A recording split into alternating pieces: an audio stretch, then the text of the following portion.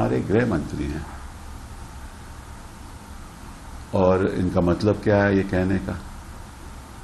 ये तो सरासर आपत्तिजनक कम्युनल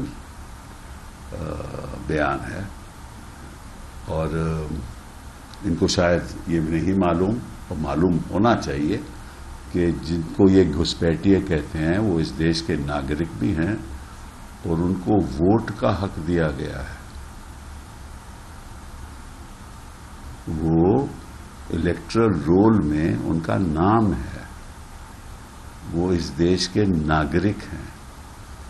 तो आप, इसका मतलब ये है कि आपके बयान का कि इस देश के नागरिक घुसपैठिए हैं, यही हुआ ना आपका मतलब?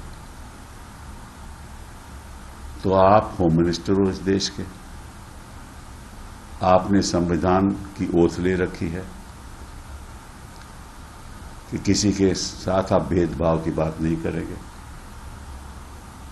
ये आपने शपथ ले रखी है, और अपने ही नागरिक को आप घुसपैठिया कहते हो। आपको भी मालूम है और मुझे भी मालूम है, देश की जनता को भी मालूम है, और जब मैं ये बात कह रहा हूं तो सब लोग जो सुन रहे हैं उनको भी मालूम है कि किसके बारे में आप बात कर रहे हो। तो इस देश का गृह मंत्री ऐसी बात करे तो दो ही बातें हो सकती हैं।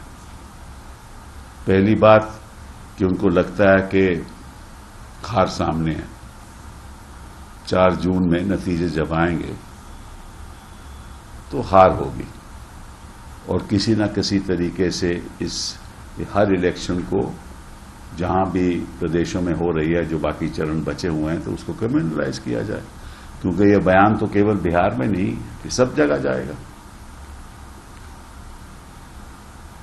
तो एक तो बात ये कि हार सामने है तो कम्युनलाइज करो।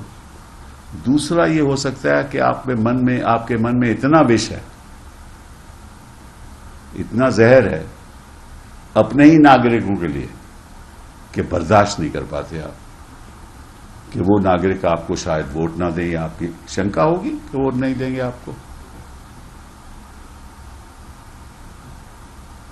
तो आपको अच्छा लगता है एक गृह मंत्री होते हुए ऐसी बात करना?